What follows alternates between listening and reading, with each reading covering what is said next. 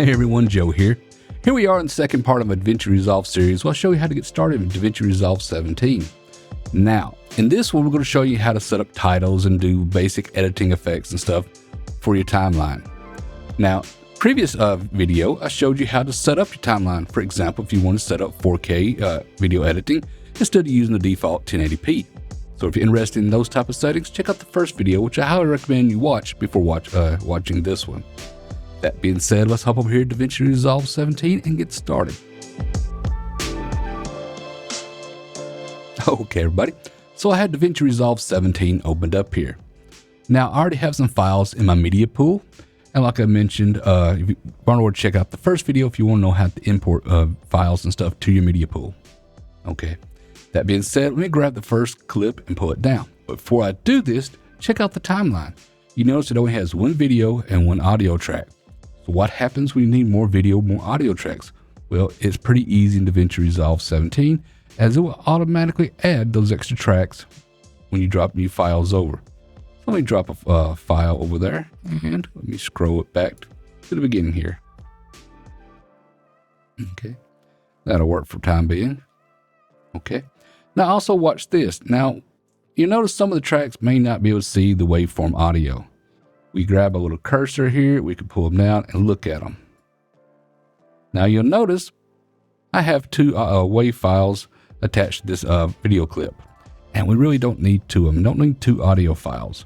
So let me highlight these and unlink them. That's the chain icon here, and we can unlink those, and now each one of them work individually as their own file.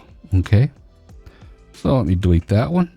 And now I can simply highlight them both again, click on the chain icon, and now they're linked back up. Wonderful. Okay. So now let me pull down this other file, and I want to show you the other tool here, which is the looks like a magnet. It's a snapping tool, and it works pretty much like a magnet. Let me pull this down. Do the same. Let me get rid of that extra audio file and link those back up.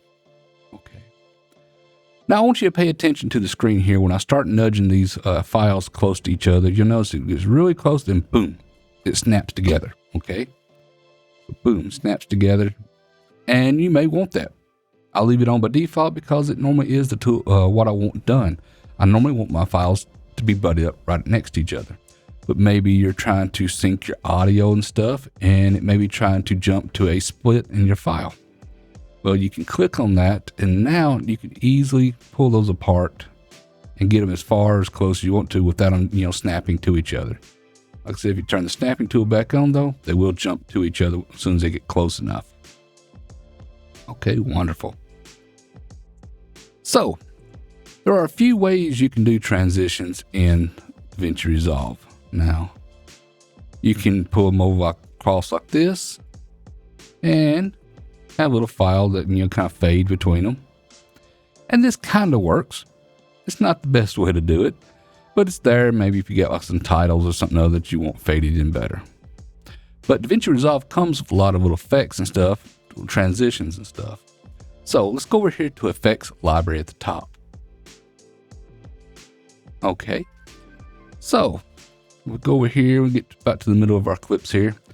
In DaVinci Resolve 17, they now have it so you can actually preview what a transition looks like before you actually apply the transition, which I really do like. Essentially, you can scrub across the little effects here, and it shows you. Okay. So I'll get Blur Dissolve here, shows you what a Blur Dissolve will look like. As well as Cross Dissolve, a little dip to color, or non-additive dissolve. They got many with different types here. Okay, so let's grab the cross dissolve and pull it down. And boom, you notice it doesn't do anything. That's because by default, DaVinci Resolve will not automatically add a little padding to those files, the clips you got on your timeline here. So you'll need to pull back just about a second or so, or like half a second. Since it's normally set up to about, between 15 and 30 frames, pull it back just a little bit, about a half a second on each one of them. Now when you pull it down, you'll notice we got the little cross dissolve here, and it will automatically work. So let me play that. Boom.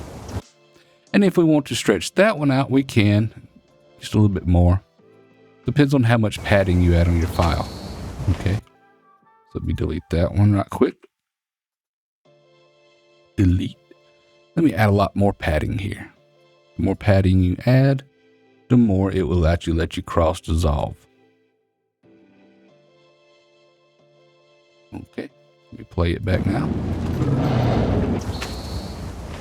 Okay, wonderful. Okay, you notice I've been pulling and tugging on the timeline quite a bit. Now we've been using the selection tool here, which is letter A on your keyboard. So if you want to go back to that one as a quick shortcut, just hit A on your keyboard. The other tool that I use a lot, and most people just starting out will just be using more than anything else, is the blade tool. It's also easy to remember, as it's just the letter B on your keyboard. So A and B, okay? So for example, if I want to click on B on the keyboard, I can go down here to the timeline and I can split it. That lets me cut it in two, and I can go back to the letter A here. And now I can pull that more over this way. Okay, wonderful. So I can add my own transitions between that one too.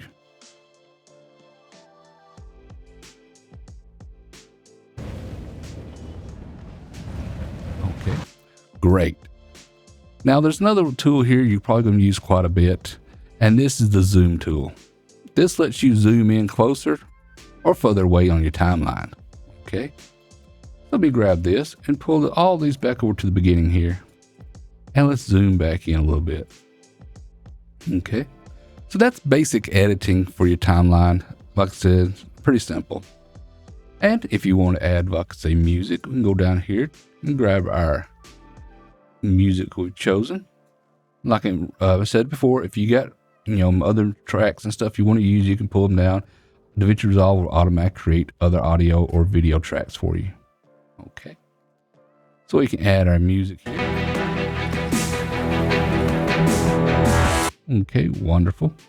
I can add a little fade on that first clip, a little 3 seconds to start off.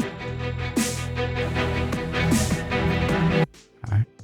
So most people will want to add titles and stuff to their files. So let me show you how to add titles to it. Now let's go back up here to Effects Library. Okay.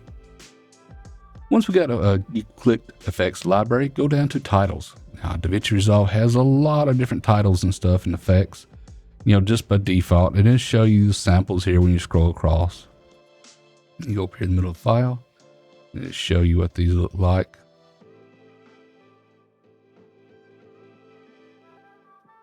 Very, very basic stuff. And if you want to create more, you can of your own or edit these. You can do that in Fusion. However, that is another tutorial I will do later on, which I've done before. So if you're interested in Fusion tutorials, make sure you subscribe to my channel, as I do have a couple up. Okay. So let me just kind of pick one here. Digital Glitch. That's the one we'll try today. Okay. And we can pull this one down, and you can see we now have Digital Glitch showing up. All right. Now, once we click on Digital Glitch, we're going to get a few options here. Now, if we go over here to the top, we got the inspector. If you don't see it, click on the inspector and this will pop up. Okay. Right next to the inspector, you got this little box that has like a downward chevron, a little arrow. Click on that and it'll show you the rest of the inspector's options and stuff. That way you don't have to scroll too much. Okay. Now, here's sample text. Let's just type in tutorial. That's for the large text. And the small text, which one above it, let's type in DaVinci, if I can spell, DaVinci Resolve 17. Okay. And let's play that and see how that looks.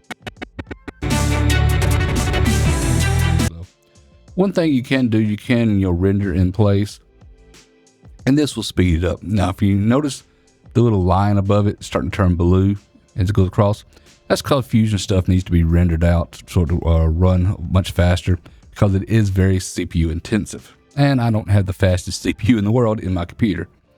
So anyway, let's let that render out right quick.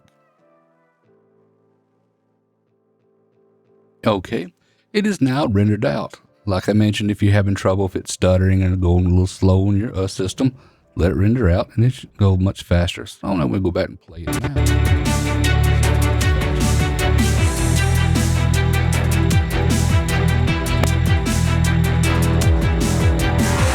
Okay. So that works pretty easy, but maybe you wanted to change some settings and stuff. You have a few options here. Go click on the settings here at the top. Get your transform tools and stuff of that nature. So let you move it around, zoom in a little bit. For example, if you want to do a little zooming, pull out and zoom that in a little bit more. That works pretty good. That'll let you zoom everything in as a whole without having to go back and re-edit each one of them individual. These little elements like, small text and large text. But also you can add a few other extra things to it. Like you can change the fonts. See like this one, tutorials. So it's really up to you how you want to set this up, depending on what fonts and stuff you got. And of course you got the extra, change the different types like, what is it? Semi-bold, bold, italics, stuff of that nature.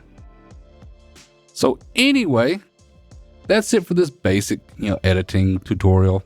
Like I said, this is just part 2 of my series, kind of show you how to set up and start getting started in DaVinci Resolve 17.